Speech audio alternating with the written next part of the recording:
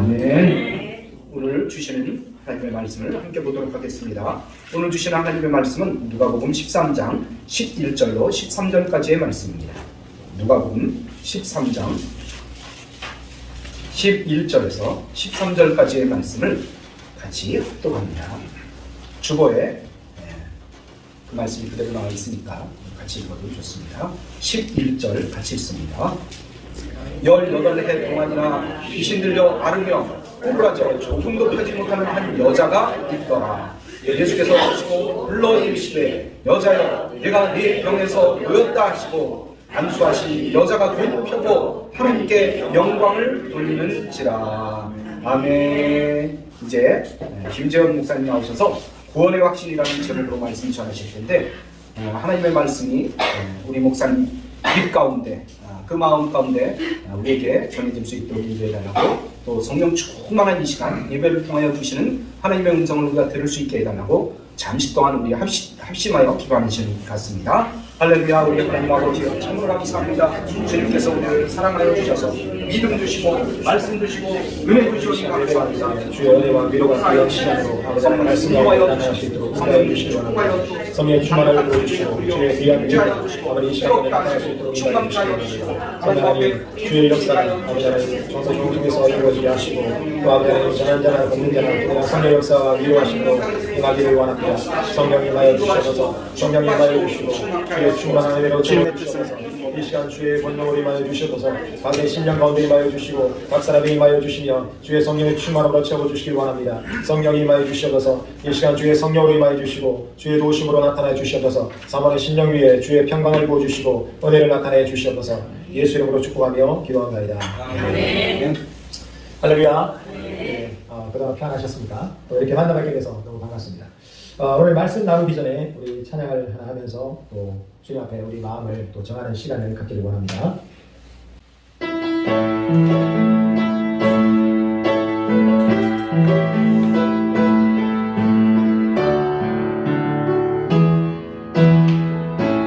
기쁜 슬픔 가운데 기쁜 슬픔 가운데 홀로 방황할 때에 주님은 나를 위로하셨네.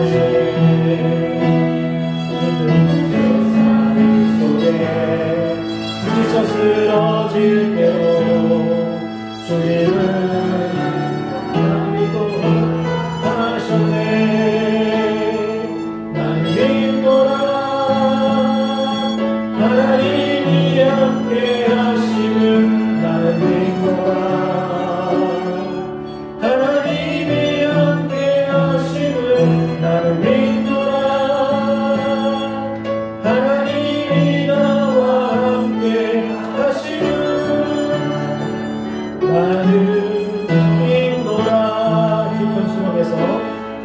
깊은 심령 속에서 혼자 울부짖을 때 주님은 나를 건져내셔도 죄된 세상으로 다시 달려갈 때 주님은 오라 오라 하셨네.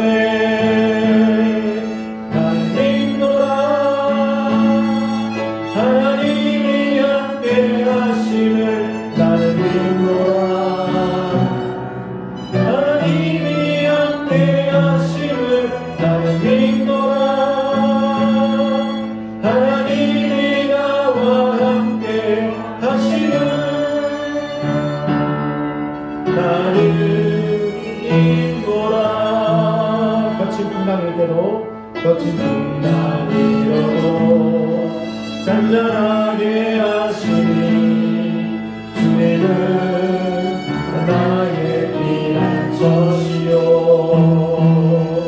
푸른 초장 물가로 항상 인도하시니 주님은 나의 안식처로다.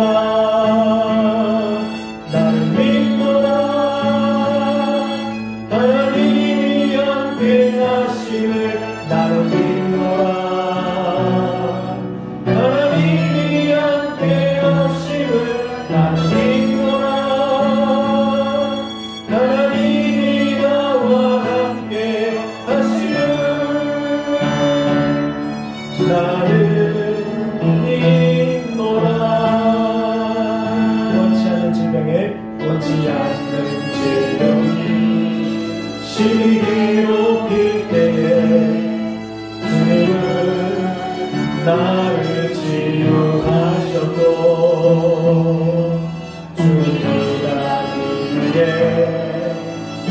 갈라갈 때 주님은 각종을 사주셨네.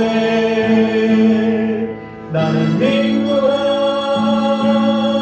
하나님이 함께 하시네. 나는 믿노라 하나님이 함께 하시네. 나는 믿노라 하나님이 나와 함께 하시네. 나는 믿노라.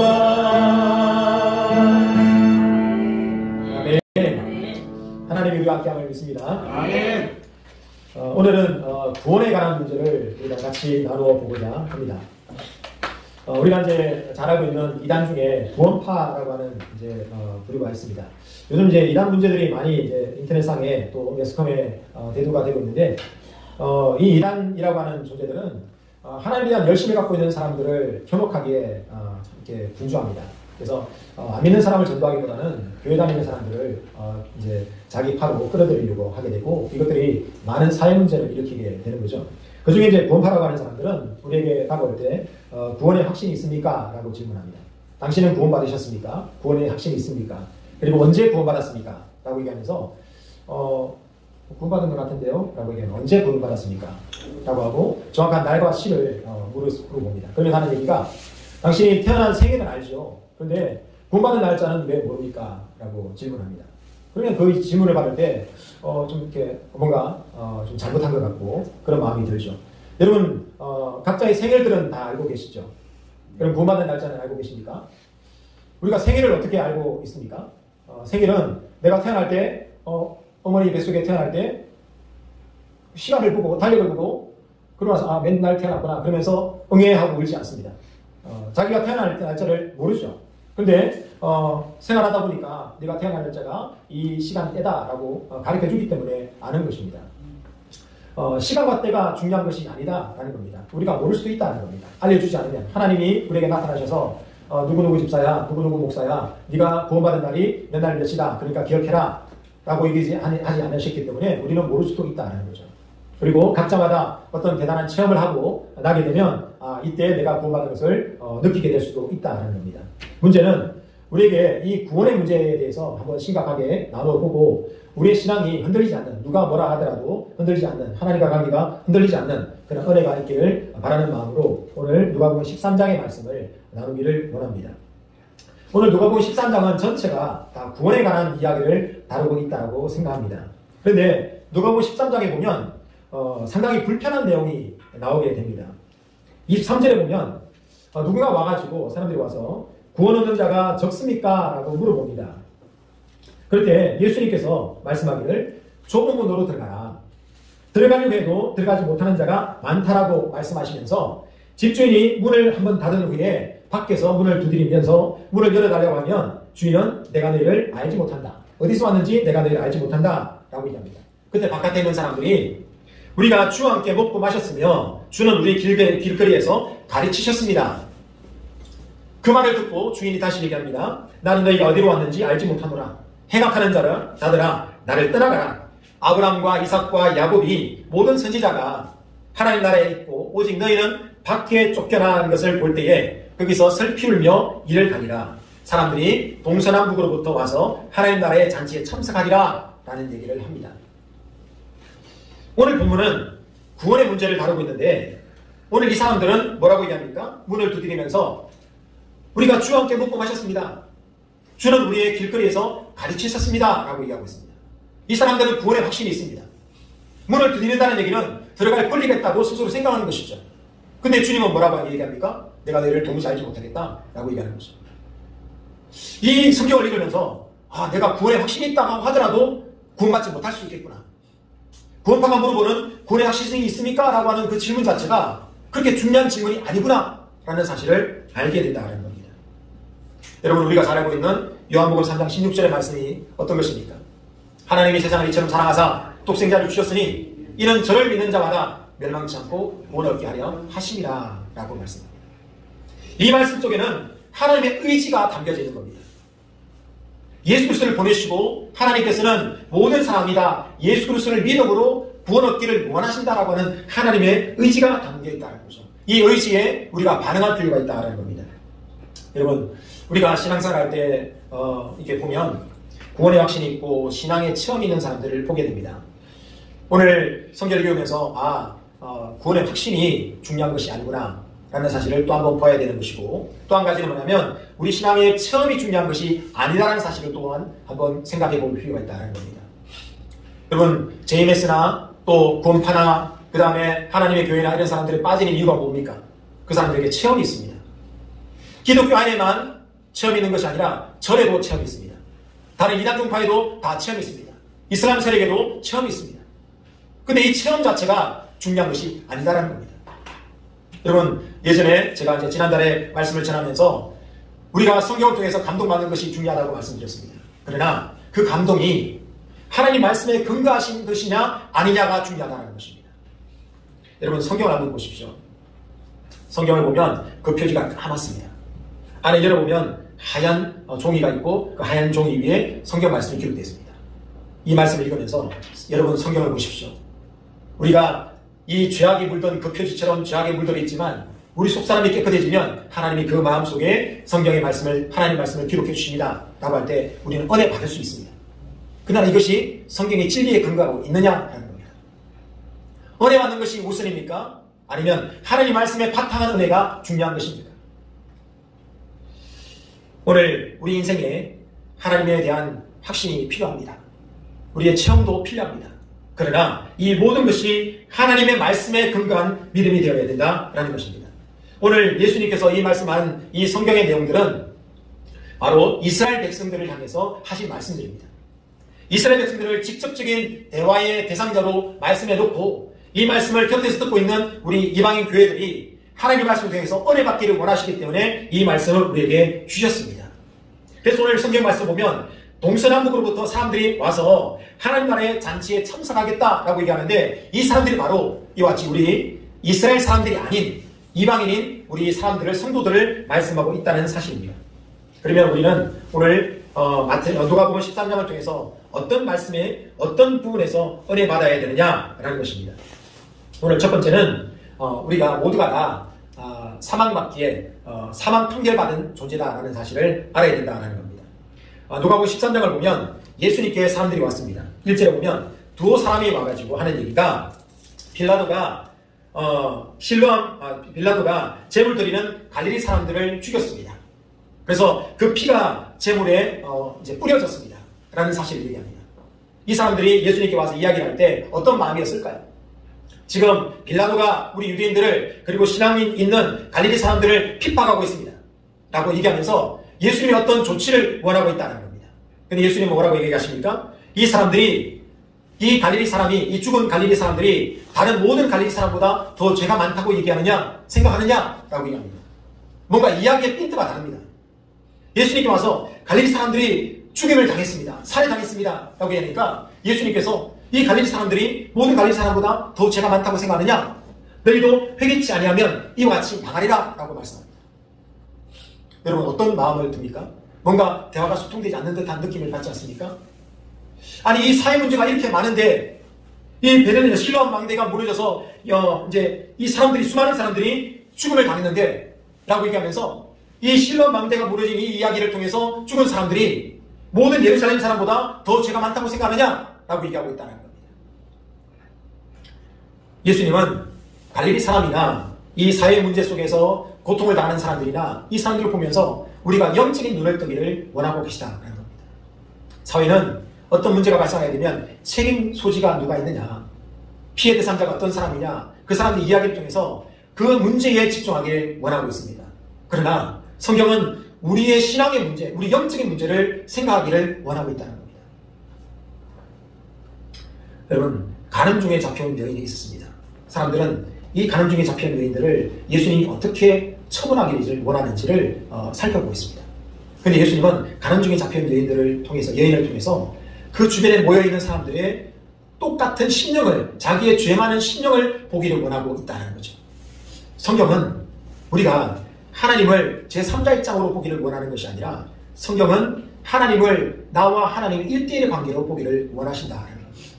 사회 문제를 통해서 우리는 예수님이 어떤 분이신가, 그리고 주님이 지금 나에게 어떤 말씀하고 계신가 라는 것에 집중해야 한다는 겁니다. 우리는 설교를 들을 때에 은혜 받았다 라고 얘기할 수 있습니다. 그리고 익숙하지 않은 이제 목사가 오면 저 목사가 설교를 잘하나 못하나 이렇게 판단할 수도 있습니다. 그리고 나름대로의 점수를 매길 수도 있습니다. 그러나 중요한 것은 어떤 상황에서도 하나님 우리에게 말씀할 수 있다는 겁니다. 하나님 말씀에 귀를 기울여야 한다는 것이죠. 오늘 주님의 포커스는 무엇입니까? 주님은 우리에게 무엇을 말하고 싶으신 겁니까? 우리 죄의 문제가, 이 죄의 문제가 해결되어야 된다는 겁니다. 여러분, 죄라고 하는 것은 지적하기가 상당히 어려운 문제입니다. 어떤 사람도 그 사람의 잘잘못을 지적하게 되면 마음이 탁 다칩니다. 그러면서 그에 대해서 자기 나름대로의 논리와 또 어떤 이야기를 통해서 자기 입장을 변호하려고 하게 됩니다. 열렸던 마음이 닫히게 되고 그 가운데 갈등이 생기게 된다는 거죠. 근데 주님께서는 우리에게 죄의 문제를 해결해야 된다라고 말씀하겠다는 거죠. 왜냐하면 이 죄라고 하는 것 때문에 상황이, 저주가 우리 생각 가운데 왔기 때문에 그렇습니다. 이 죄라고 하는 문제를 다루기 위해서 하나님 아들 예수 그리스도가 이 땅에 오셨다는 겁니다. 이 죄의 문제는 쉽게 해결될 수 있는 문제가 아니다라는 겁니다. 만약에 쉽게 해결될 수 있었다고 한다면 예수님이, 하나님 아들이 이 땅에 오셔서 십자가에 죽기까지 고통을 당하지 않으셔도 되기 때문에 그렇다는 겁니다. 여러분, 이 죄의 문제를 해결하고 우리가 구원의 나라로, 구원의 수준으로, 구원을 받는 지경으로 나아가야 한다는 것이죠. 오늘 성경을 좀 이렇게 좀 딱딱하겠지만 성경을 좀 계속 보면서 13장을 보면서 제가 설명하려고 합니다. 오늘 예수님께서 이 이야기를 하고 나서 뭔가 분위기가 이제 지금 오늘 예배 분위기처럼 약간 이제 어색합니다. 그런 상황에서 예수님께서 뭐라고 얘기하시냐면 무화과 나무의 비유를 말씀하고 있습니다. 이어지는 이야기입니다. 뭔가 해석하지 못하고 이해하지 못하는 사람들에게 한 비유로 말씀하시는데, 한 사람이 포도원에 무화과 나무를 심었답니다. 무화과는 아무 땅에나 잘 자라는 작물입니다. 나무이죠. 근데 포도원은 농부가 땅을 갈고 거름을 주고 이제 겨울이 지나고 봄부터 시작해서 가꾸고 가지치기 하고 이렇게 해야 좋은 열매를 가질 수 있는 그러한 이제 작물이 포도입니다. 근데 그 좋은 땅에 무화과 나무를 심었습니다. 그리고 나서 이 주인이 와가지고 몇 해를 지나면서 무화과 나무에 열매가 맺을까를 살펴봤습니다. 무화과 나무는 열매가 잘 맺는 나무랍니다. 1년만 되면 나무가 열매를 수중 맺는데요. 그리고 시도 때도 없이 열매를 맺는답니다. 그런데 몇 년이 지나도, 수년이 지나도 3년이 지납니다. 3년이 지나도 열매가 맺히지 않더랍니다. 그러면서 그런지 3년이 지나도 열매가 맺히지 않으니까 이 포도나무를 베어버리라 라고 얘기합니다. 그랬더니 가원지기가 이르기를, 주인이여, 금년에도 좀 참으십시오. 금년에도 기다려 주십시오. 내가 두루 파고 그름을 주어서 열매가 열면 좋겠지만 그렇지 않으면 그때 가서 찍어내버려도 늦지 않을 것 같습니다 라고 말씀하겠다는 것이죠. 오늘 예수님이 앞에서 말씀하신 내용들은 회개치 아니하면 너희도 이와 같이 멸망당하리라 라고 말씀하겠다는 겁니다. 이 회개라고 하는 것들은 어떤 것이냐? 열매 맺는 삶을 얘기하겠다는 겁니다. 그럼 열매 맺는 삶은 어떤 것일까요? 오늘 이 열매 맺는 삶이라고 하는 것들은 우리 삶의 내임이 풀려나가는 것을 얘기하고 있습니다. 읽었던 본문이 바로 안식일에 18년 동안이나 병든 귀신이 들려서 앓고 꼬부려져서 조금도 펴지지 못하는 여자를 얘기하고 있다는 겁니다. 여러분, 오늘 이 말씀을 통해서 예수님께서는 우리가 회복되는 삶을 살기를 원하십니다. 하나님의 말씀 우리 가운데 들려줘서 그 말씀 속에서 우리가 회복되기를 원하고 계십니다. 여러분, 우리가 예수 그리스도를 믿었는데 왜 계속해서 예수를 믿는 그 믿음보다는 세상에 살아가면서 세상 사람들과 똑같은 그런 죄를 짓고 좀 나아지고 싶은데 왜 그 유혹을 이기지 못하고 계속해서 똑같은 삶을 살아가고 있을까? 좀 이렇게 말도 좀 잘할 수 있고 사람들에게 따뜻한 말도 건네고 싶은데 본의 아니게 거친 말을 내뱉게 될까? 그리고 사람들에게 좀 사랑을 베풀 수 있고 싶은데 사랑을 베풀기보다는 이기적인 그런 모습을 우리가 계속해서 나타나고 되면서 돌아서서 후회하는 삶을 반복하게 될까? 그것은 바로 우리 안에 죄 때문에 그렇다는 겁니다. 우리 안에 악한 영의 지배가 있기 때문에 그렇다는 겁니다. 오늘 여러분, 질병에는 여러 가지 종류가 있습니다. 제 아버님이 지난주에 상당히 좀 위독한 상황을 겪으셨습니다. 왜냐 했더니 혈당 관리가 제대로 안 되고 혈압 관리가 제대로 안 돼서 그렇답니다. 여러분, 이와 같이 우리가 건강 관리를 잘 못하게 되면 건강에 적신호가 켜지게 됩니다. 그리고 몸을 함부로 쓰게 되면 몸에 탈이 나게 됩니다. 그리고 또 한 가지 영적인 죄가 있습니다. 귀신 때문에 우리가 질병에 걸릴 수 있습니다. 우리가 질병을 얘기할 때 병마라고 얘기하죠. 병마라고 하는 뜻은 무엇입니까? 병들게 만드는 귀신을 한자로 두 글자로 얘기한 것입니다. 오늘 이 여자에게 병마가 들어왔습니다. 귀신이 들어왔습니다. 근데 이 여자가 하나님 뜻대로 살기보다는 귀신이 좋아하는 대로 살아갔던 것 같아요. 그러니까 귀신에게 매여 있었던 것입니다. 그렇다면 예수님께서 오셔서 뭐라고 해야 되겠습니까? 이 더러운 귀신아, 이 여자에게서 당장 떠나가라 라고 얘기해야 될 텐데, 예수님께서 뭐라고 얘기하십니까? 여자에게 내가 내 병에서 놓였다 라는 겁니다. 여러분, 우리는 가끔씩 잊고 살 때가 있습니다. 우리가 얼마나 하나님 사랑을 받은 존재인가, 우리가 얼마나 존귀한 존재인가 라는 사실을 잊어버릴 때가 있습니다.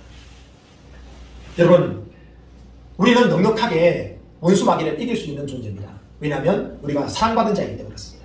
우리 뒤에 주님이 서 계시기 때문에 그렇습니다. 주님이 우리에게 늘 함께 하시기 때문에 그렇습니다. 그런데 우리는 함께하는 그 주님을 잊어먹고 보이는 현상과 현실에 주눅들고 웅크리면서 담대하게 예수 믿는 자의 권리와 능력을 행사하지 못할 때가 많다는 겁니다.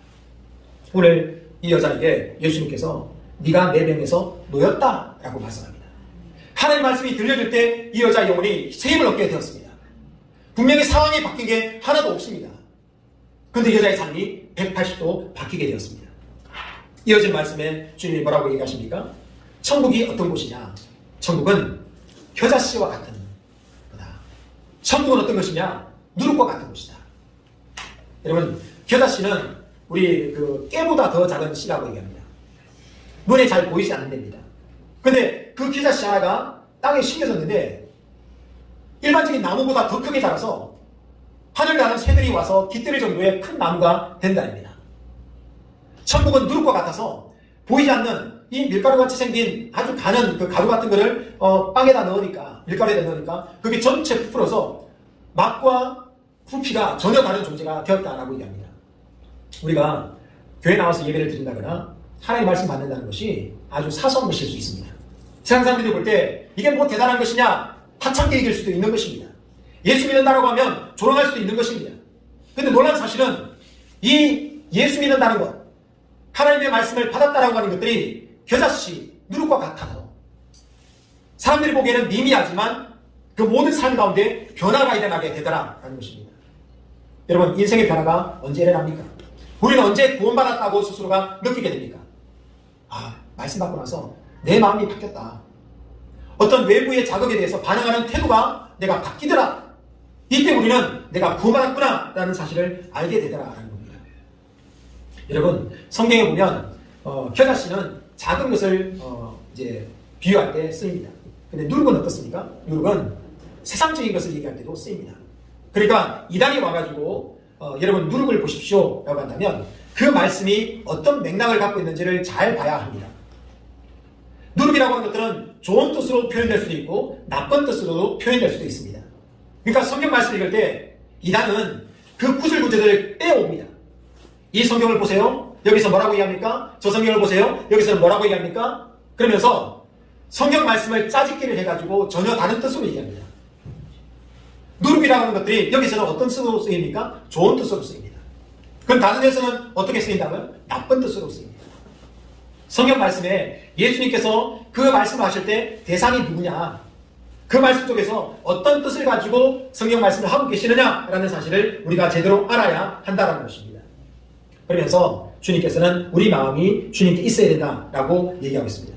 그러면서 오늘 우리가 이제 앞에서 말씀드렸던 것처럼 이런 말씀을 하니까 사람들이 와가지고 주님, 그러면 구원받은 자가 적습니까? 라고 물어보고 있습니다. 하나님 앞에 우리 마음을 드려야 된다라고 얘기합니다. 뭐라고 얘기합니까? 좁은 문으로 들어가라. 들어가려고 해도 들어가지 못하는 자가 많다라고 말씀합니다. 믿음은 우리가 주님 앞에 반응하는 것입니다.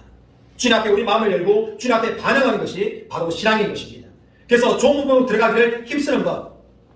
여러분, 우리는 어떻습니까? 우리는 구원의 확신을, 그 다음에 체험을 갖기를 원할 때가 많습니다. 주의 평판에 의지할 때가 많습니다. 내가 교회에서 직분을 받았으니, 내가 신앙생활을 몇 년 동안 했으니, 내가 교회를 건축하는데 이만큼 수고했으니 내가 그래도 구원받았겠지. 저 집사님이 구원받았는데 내가 구원받지 못하겠느냐? 나는 안수 집사고 나는 권사고 장로인데 구원받지 못하겠느냐? 라고 생각할 때가 많이 있다는 겁니다. 그러면서 주님, 우리가 주님 앞에서 먹고 마셨습니다. 여러분 예배 끝나면 식사를 우리가 교회에서 하지 않습니까? 내가 교회 짬밥만 해도 얼만데 라고 얘기할 때가 있습니다. 그러면서 내가 블루블루 했던 시대부터 신앙생활 했는데 라고 얘기하면서 자기 자신을 얘기할 때가 있습니다.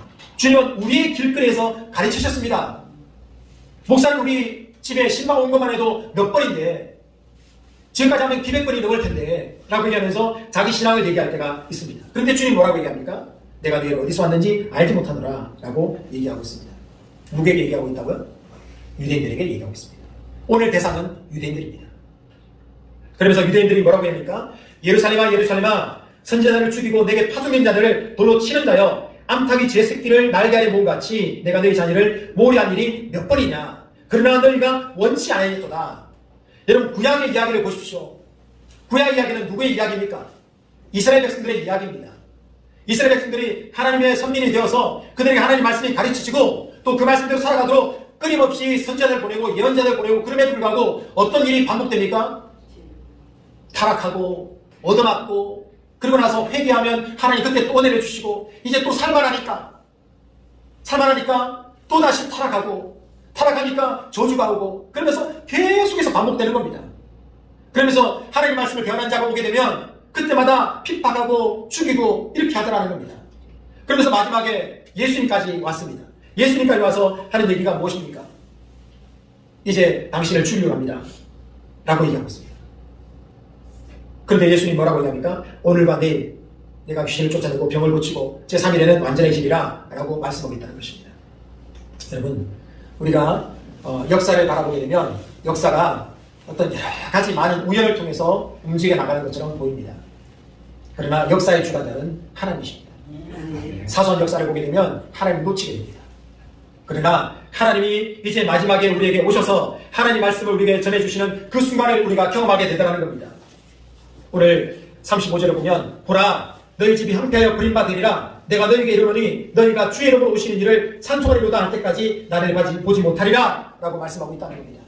주님이 오실 때가 주님이 재임할 때가 그때 오게 된다는 겁니다. 그때까지 이스라엘 백성들이 강팍해지게 되더라는 겁니다. 그 사이에 누구에게 구원의 복음의 소식이 전해졌습니까? 우리 예수 믿는 사람에게 교회에게 복음이 전도되었습니다.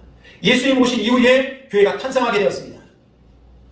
이방인의 충만한 수가 차기까지 유대인들이 강팍하게 되더라는 것입니다. 역사의 주관자는 하나님이십니다. 우리가 예수 믿는 것 아까도 말씀드렸죠. 빌라도가 갈릴리 사람들을 죽여서 그 예배드리러 온 믿음 좋은 사람들을 죽였습니다.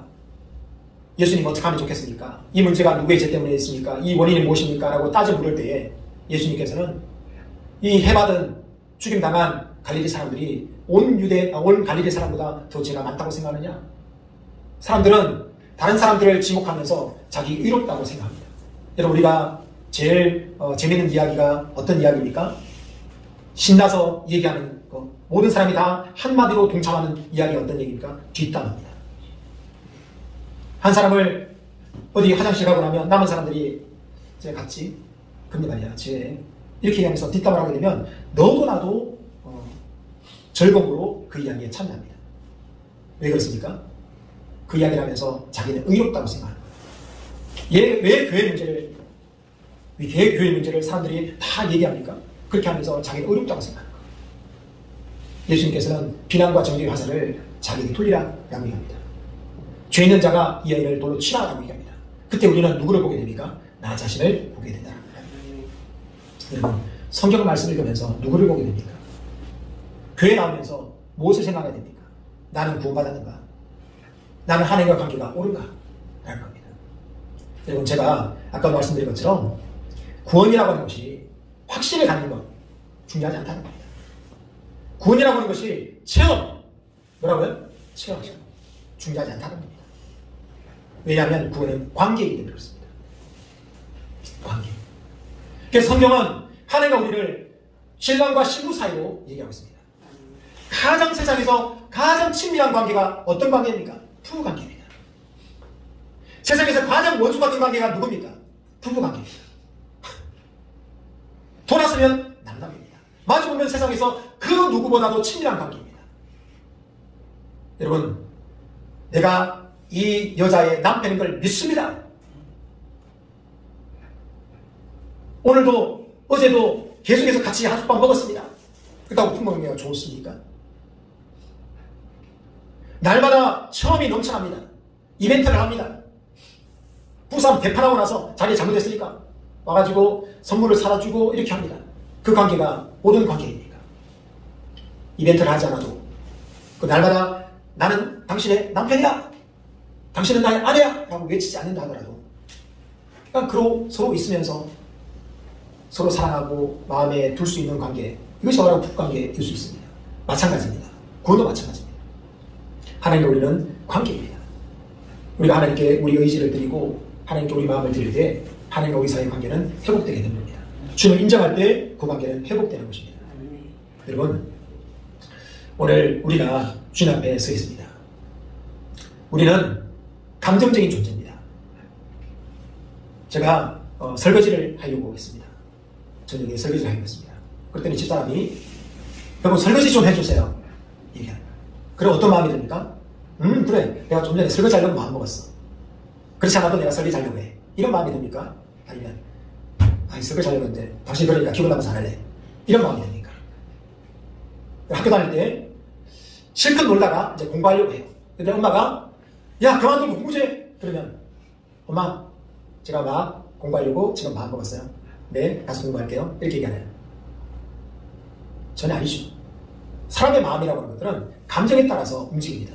근데 내가 놀고 있는데 엄마가 와가지고 야 이제 그만 공부하고 좀 놀아 라고 얘기하면 기분 나빠서 못 놀겠네요.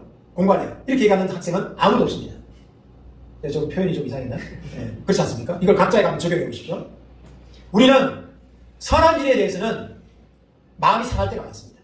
악한 일에는 마음이 상하면 더 질풍노출은 그 길로 달려가게 됩니다. 왜 그렇습니까? 우리는 감정이 있기 때문에 그렇습니다. 사람은 감정에 따라서 움직이게 됩니다. 그러면서 감정에 따라서 움직이면서 그 자기가 한 일에 대해서 의지적으로 논리적으로 자기를 변호하려고 하고 있습니다. 그러나 원래는 그렇지 않습니다. 이걸 지정의라고 얘기하는데 사람이 감정을 통해서 의지가 움직이고 그에 따라서 자기 논리를 만들어 나가는 감정이 먼저인 정, 그 다음에 의, 지 개념이었습니다. 원래는 그렇지 않았습니다. 원래는 어땠습니까? 하나님의 뜻을 알았습니다. 지가 먼저입니다. 그리고 그 뜻을 준행하려고 하는 의지가 생기게 되었습니다. 근데 그 뜻을 따라 준행하니까 마음이 기뻐진 걸 알게 된 거예요. 그래서 지, 의, 정의 순서였습니다. 이 순서가 뒤바뀌면서 우리는 감정이 우선이었습니다.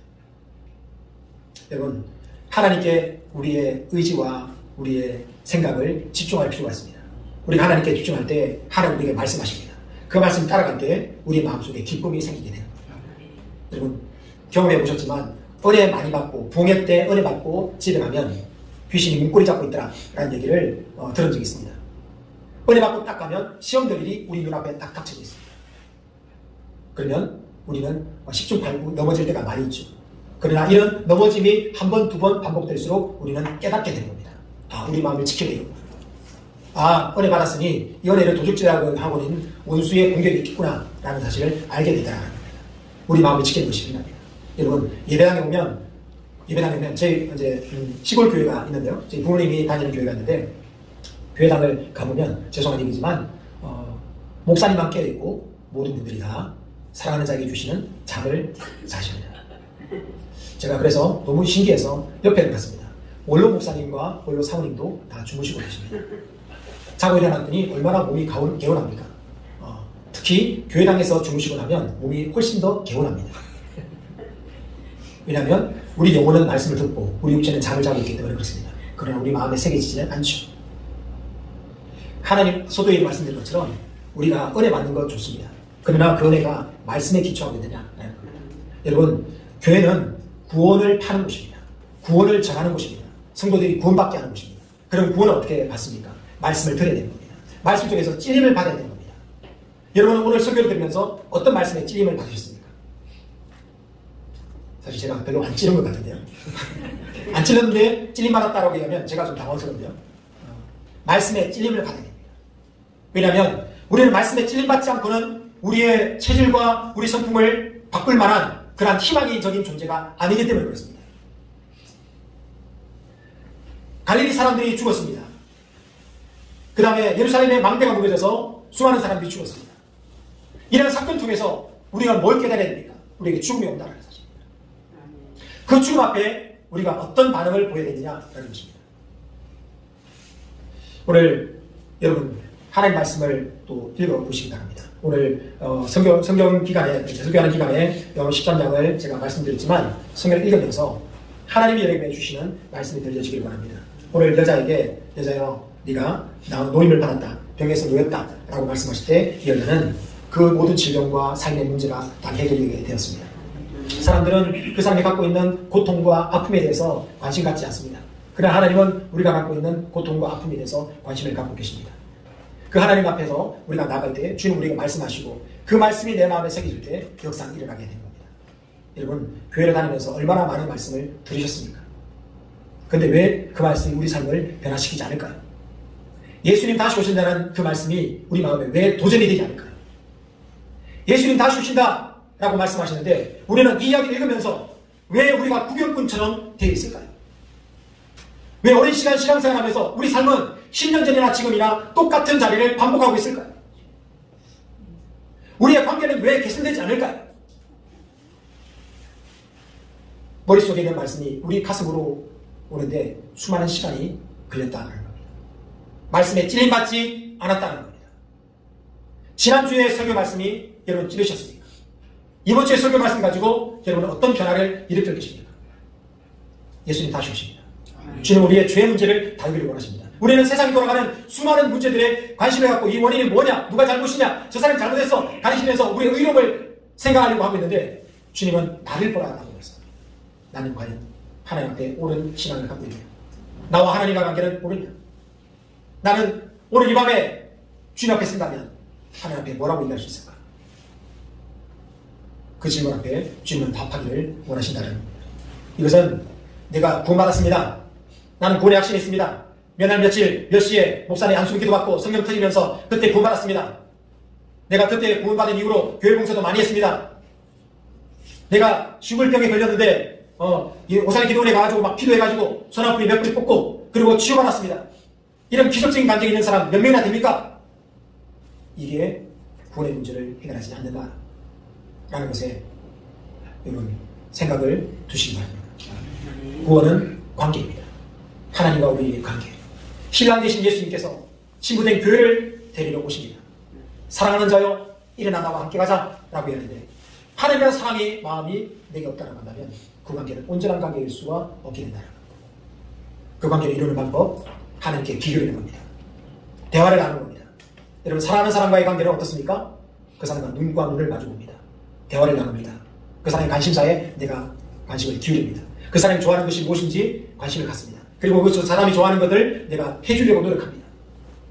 여러분 예수님은 어떤 것을 원하신가요? 여러분 예수님은 어떤 것을 기뻐하십니까? 성경 속에서 찾고 하나님께 관심을 기울이면서 주님이 내게 말씀하신 것들에 대해서 기울여 보시기 바랍니다. 1분이든 5분이든 주님 앞에 무릎을 꿇고 주님 제가 어떤 것을 하면 좋을까요? 주님 제게 말씀해 주십시오 라고 기도하시고 하루에 한 장이라도 성경을 읽어보십시오. 그러면서 그곳에서 하나님이 어떤 말씀을 하고 계시냐, 이 말씀은 왜 하고 계시냐, 퇴근하고 들어온 아이에게 야 밥은 먹었니? 라고 물어보는 그 엄마의 말 속에 지금 밥을 언제 먹었느냐 알고 싶은 그 마음을 그걸 알고 싶다는 것이 아니라 고생한 아이에게 고생했다, 힘들었지, 집에 왔으니까 따뜻한 밥 먹고 좀 쉬어라 라고 하는 그 엄마의 마음을 읽어내는 아들이 좋은 아들 아니겠습니까? 성경을 읽어내가면서 누룩은 나쁜 것이야, 누룩은 좋은 것이야, 겨자씨는 좋은 것이야, 나쁜 것이야, 그러니까 귀자씨는 이렇게 연결되고 저렇게 연결되고 이렇게 연결해서 이렇게 돼 라고 하는 이단 사상에 빠진 것이 아니라 오늘 주님께서 말씀하시는 그 뜻이 주님은 사랑이라고 말씀하셨는데 그 사랑의 주님이 오늘 나에게 어떤 말씀을 하고 계시느냐 라는 것을 기울일 수 있는 저와 여러분이 되시기를 예수님으로 축복합니다. 아멘. 오늘 찬양하고 말씀을 생각하면서 기도하는 시간을 갖도록 하겠습니다.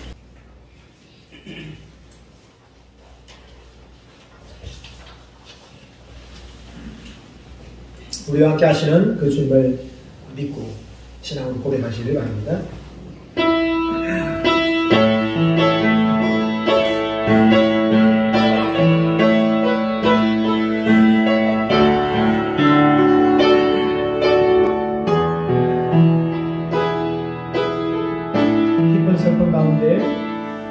깊은 슬픔 가운데 홀로 방황할 때에 주님은 나를 위로하시네.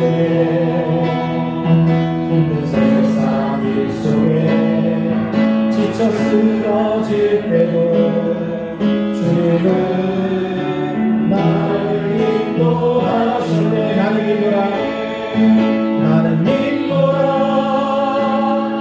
하나님이 함께 하심을 나는 믿노라.